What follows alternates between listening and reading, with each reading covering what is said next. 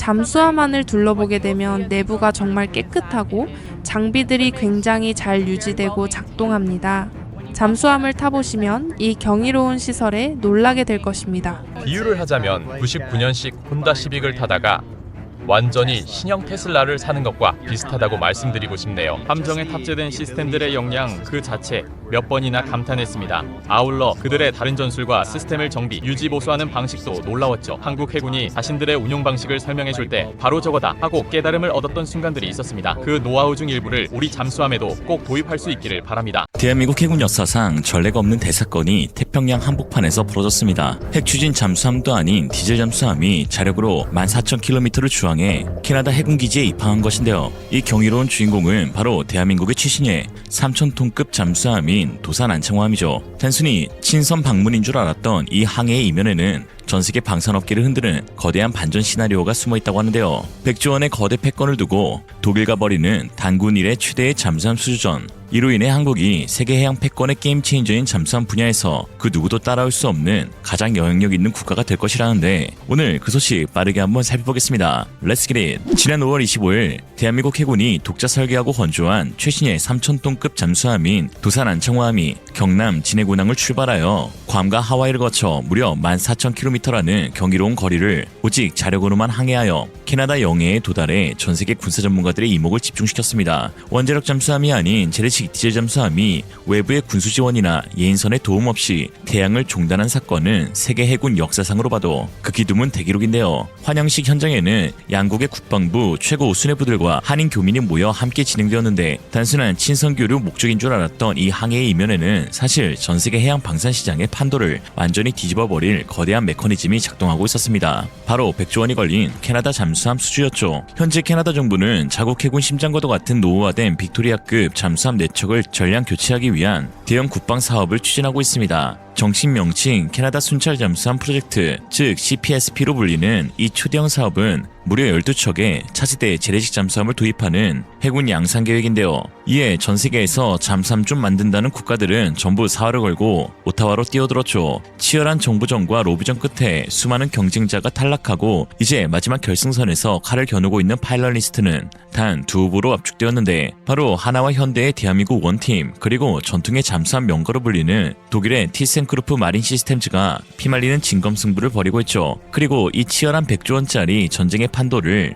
단숨에 대한민국 쪽으로 기울게 만든 사건이 바로 이번 태평양 횡단 작전에서 실행되었는데 한국은 단순히 캐나다 항구에서 정박해 멈춰있는 배를 보여주는 진부하고 뻔한 방식이 아닌 진짜 한국 잠수함의 성능을 보여주기 위해 하와이 림팩 훈련장 근처에서 캐나다 해군의 베테랑 잠수원 요원들을 도산 안창호함에 직접 태워버린 것입니다. 하와이에서부터 캐나다 빅토리아 에스키몰 특기지까지 이어지는 수천 킬로미터의 거친 대양과 험난한 파도를 함께 자망하며 수주일 동안 한국 잠수함을 직접 운전해보라고 운전대를 쥐어준 것이죠. 이렇게 한국 잠수함에 직접 탑승해 수천 킬로미터의 심해를 항해하고 내린 캐나다 병사들은 해치문이 열리자마자 언론 앞에서 상상 이상의 격찬을 쏟아내기 시작했습니다. 이번 훈련에 직접 참여했던 브리트니 부르주아 대위와 제이크 딕슨 중사의 공식 인터뷰는 캐나다 국방부와 외신에게 그야말로 거대한 문화적 충격을 선사했는데요. 그들은 한국의 도산 안창호함 내부에 들어서는 순간 믿을 수 없을 정도로 넓은 거주 공간과 녹이 단 한 군데도 없이 완벽하게 유지되는 최첨단 장비들을 보며 압도당했다고 솔직하게 고백했죠. 특히 현재 캐나다 해군이 운용 중인 빅토리아급 잠수함은 무려 1980년대에 영국의 중고함정으로 40년 넘게 고쳐 쓰느라 골머리를 앓던 그 고물 잠수함과 대한민국 KAS-3의 차이점을 설명해달라는 기자의 질문에 이는 마치 방금 출고된 테슬라 전기차와 99년식 구형 혼다 시빅을 비교하는 것이라는 발언으로 현장 기자들을 놀라게 했습니다. It was amazing, honestly. Our first thoughts when we went inside was it was just so spacious, so clean, and you could tell that the crew really had a lot of pride in what they do because it was just wonderful. And the food was really good too. How does it compare to Victoria class? I think being on a newer submarine really opens our eyes to the possibilities of what we have in store. What really hits home is that Canada needs new submarines, and being on a state-of-the-art submarine like this has really shown us that we have a bright future ahead. How would you describe to Canadians what it's like in descriptive language inside the submarine? Inside the submarine, what you will see as you go through is that it is very, very clean, equipment is very well maintained and it works very, very well. So when you go on board, I'm super excited for you because it is something to behold. Petty Officer Dixon, are you able to share what the space was like, your description of what the space was like inside? Yeah, the space inside was, again, very clean, very well maintained as well, repeat what the Lieutenant Commander said, and you could tell they took a lot of pride in every space as you went throughout the submarine, and I'm sure they'll showcase that as they do tours throughout the sub. Did you get a sense of how important it was for them to show us what that submarine was like?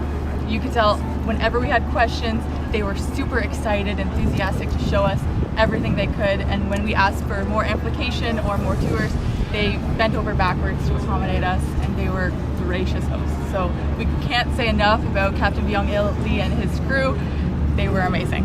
You did feel like you might have sort of given the sales pitch a little bit, maybe, kind of? Not at all. Honestly, they were really, really honest, and they showed us the good and the bad, and we can't thank them enough for that. How do you feel about the challenge of recruiting more people to do this challenging and dangerous job? If you got 12 more submarines, you're going to need people to operate. Absolutely, and that's something we're working on very diligently right now. Recruiting is at the top of our list, and I think once people see the capabilities that are going to be coming with the future fleet and what it's like on board, I think we're going to get a huge influx of people.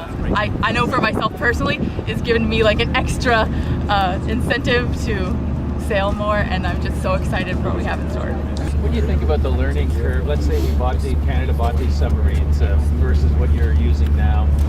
Is it a steep learning curve, do you think, adapting to those systems? And honestly, Petty Officer Dixon and I actually spoke about this.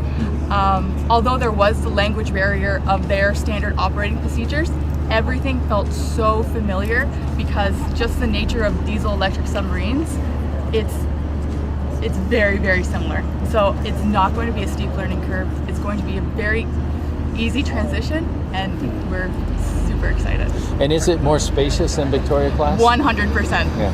100%. Yeah, how would you describe the differences between Victoria class and what you experienced? There's no rust, and it's very spacious. I just can't say that enough.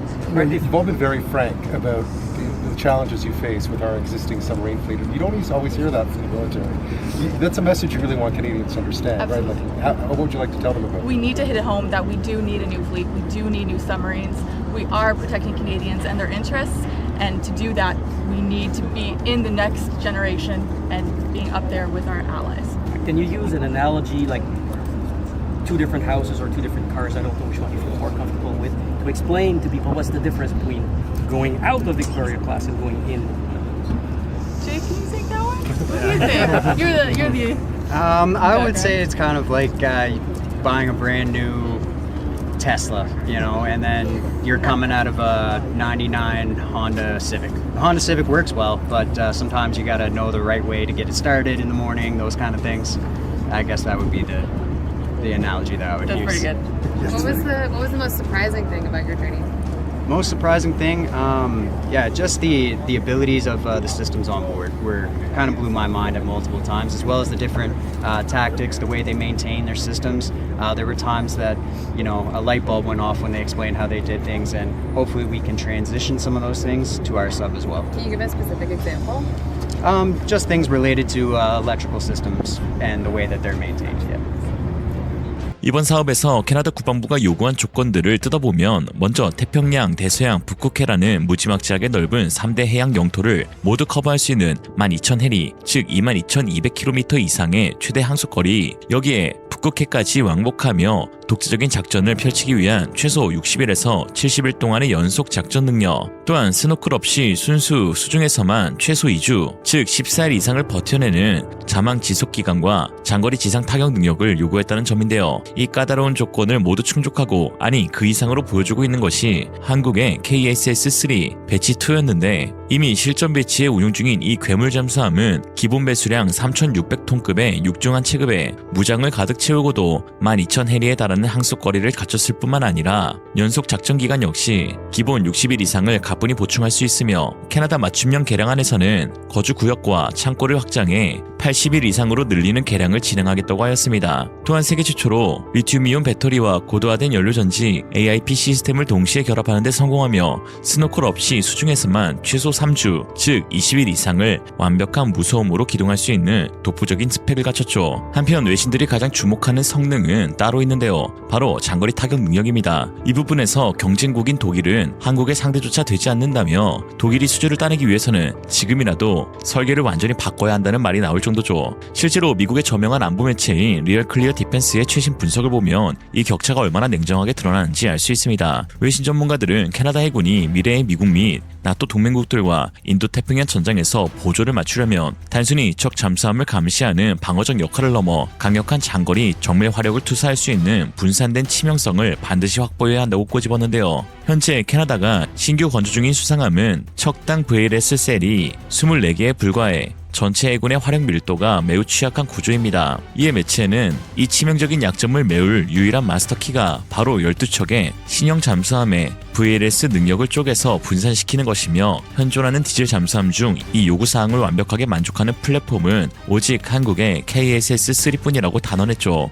도면만 존재하는 독일과 달리 한국은 이미 실전에서 완벽히 검증된 독보적인 VLS 인프라를 쥐고 있어 캐나다 해군의 작전 교리를 한 단계 격상시킬 수 있다는 평가인 것입니다. 실제로 12척에 달린 VLS 10셀, 즉 120셀은 그 자체만으로도 미중러 등 강대국의 전략 핵잠수함 부대급 화력이죠. 나토에서는 독보적이고요. 그럼 독일은 아예 장거리 타격 수단이 없는 걸까요? 가지고 있긴 합니다. 문제는 VLS가 아닌 어뢰 발사관에서 쏘는 방식이라는 거죠. 533mm 표준 어뢰관에 미사일을 방수 캡슐 상태로 장전해 수평으로 밀어내면 캡슐이 부력으로 수면 위로 떠오른 뒤 뚜껑이 열리며 부스터가 점화되어 날아가는 메커니즘인데 이 방식은 구경이 딱 정해져 있어. 실제 사용할 수 있는 미사일인 NSM-SL은 사거리가 고작 200km 정도고 설령 캐나다가 미국에 사정하여 사거리 1600km짜리 어뢰 캡슐형 토마호크 블록5 미사일을 도입해서 넣는다 하더라도 또 그게 문제인 게 한정된 어뢰실 공간에 지상 타격 미사일을 채워 넣은 만큼 정작 적의 잠수함을 사냥할 진짜 어뢰는 공간이 없어 포기해야 하는 딜레마가 있는 것이죠. 반면 대한민국의 KSS-3가 제시하는 VLS 기반의 타격 패키지는 차원이 다른 격차를 보여주는데요. 어뢰는 어뢰실에 가득 채우고 선체 중앙에 독립된 열셀에 대형 VLS 사일로에는 사거리 1500km에 달하는 국산 잠대지 순항 미사일 현무3C나 마3 이상의 속도로 적의 방공망을 찢어발기는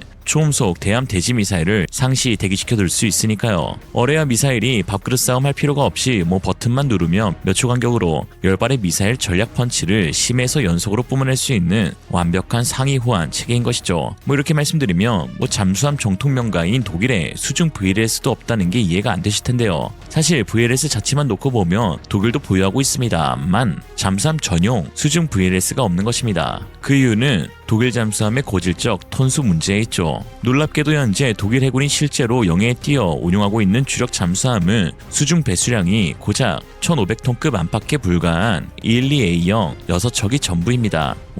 3000톤급은커녕 2000톤급 잠수함조차 독일 해군은 단 한 척도 보유하고 있지 않으며 역사상 직접 건조해서 작전에 투입해본 경험 자체가 아예 전무하죠. 그동안 독일 잠수함의 주 전장은 수심이 얕고 좁은 발트해와 북해였기에 굳이 덩치가 큰 대형 잠수함을 만들 필요가 없었고 1000톤급 내외의 작고 조용한 연안용 잠수함을 깎는 데만 치중해 왔던 것입니다. 잠수함 내부에 거대한 미사일 수직 사일로를 박아 넣으려면 수압을 견디는 선체 구조와 안전성을 확보하기 위해 최소 3000톤 이상의 거대한 체급이 필수적인데 독일은 그런 배를 만들어본 경험이 아예 없는 기술적 한계에 부딪힌 것이죠. 이번 캐나다 CPSP 사업에 들고 나온 212CD형 역시 기존 1500톤짜리 배를 노르웨이와 손잡고 처음으로 2500톤급으로 확대한 모델인데 생전 처음 해보는 스케일업 대형화 설계이다 보니 아직 시제품 실물조차 세상에 나오지 못한 채 도면 위에서만 굴러다니는 개발 진행 중 단계인 것입니다.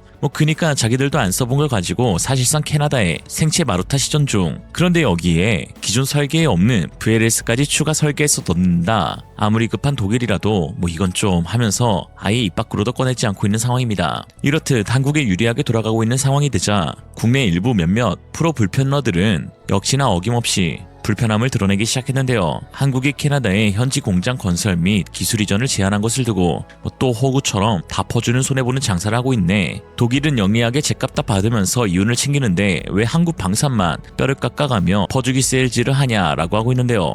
뭐 맞는 말입니다. 처맞는 말. 내막을 들여다보면 오히려 독일이 더 퍼주고 있는 상황인데요. 돈도 돈이지만 심지어 자국의 안보까지 위기 상황으로 만들면서 캐나다 수주에 목숨 걸고 있습니다. 독일 TKMS는 이번 100조 원짜리 대형 잠수함 사업을 한국에 뺏기는 순간 향후 전세계 대형 재래식 잠수함 시장의 패권을 한국에 완전히 넘기게 된다는 극도의 공포에 여러 무리수를 던지고 있는데, 그중 최악이 현재 러시아의 안보 위협이 최고조에 달한 비상 상황임에도 불구하고 자국 해군과 노르웨이 해군이 쓰려고 예약해둔 생산 도크의 순번을 캐나다에 먼저 양보한다는 정신 나간 초강수 무리수까지 던졌죠. 뭐 이뿐만이 아닌데 캐나다 매겔런 에어로스페이스와 공식 팀 협약을 체결하고 자사 산하의 아틀라스 일렉트로닉이 보유한 중어의 핵심 기술을 캐나다 현지에 이식하겠다고 약속했으며, 캐나다 매니토바주 로그드 공장에 최첨단 중어뢰 및 차세대 어뢰 요격 시스템인 시스파이더의 최종 생산 및 조립 시설을 통째로 지어주겠다는 파격적인 조건을 공식 문서로 박아버렸죠. 뭐 이것도 모자라 국산 방산 분야와는 아무런 관련도 없는 캐나다 북부 매니토바주의 첫 차량을 유럽형 액화 천연가스 및 핵심 광물 수출용 거점 항구로 무상 현대화 개발해주겠다는 천문학적인 인프라 투자 확약까지 연달아 던졌는데요. 실물 잠수함이 없는 치명적인 약점을 만회하기 위해 독일 정부와 방산연합체가 그야말로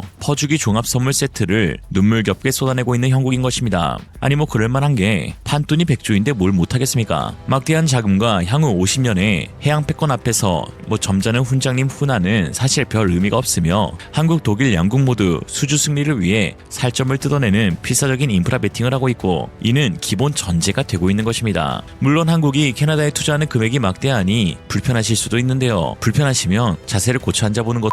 과거 76년 전 한반도 전역에 잔혹한 6.25 전쟁의 포성이 울려 퍼지고 대한민국이라는 나라가 세계 지도에서 완전히 지워질 뻔한 최악의 국가적 위기가 있었습니다. 그때 아무런 연고도 없는 우리를 위해 태평양을 건너 기꺼이 구원의 손길을 내밀어준 고마운 동맹국이 바로 캐나다였는데요. 당시 캐나다는 무려 26,000명이 넘는 청춘들을 파병하여 가평 전투를 비롯한 수많은 사선을 넘나들며 대한민국의 자유와 민주주의를 위해 고귀한 피를 흘려준 생명의 은인이었습니다. 이뿐만이 아니라 우리는 잠수함 기술에 있어서도 과거 기술 불모지나 다름없던 약자였죠. 1990년대 초반 독일의 무작정 파견을 나가 등 너머로 용접 기술과 설계를 눈물겹게 배워오는 등 맨땅에 헤딩했었는데요. 기술 이전해준다던 독일 측은 도면만큼은 일체 보여주지 않아 바닥에 떨어진 도면을 몰래 외워서 손으로 직접 그려야 했던 역사가 존재합니다.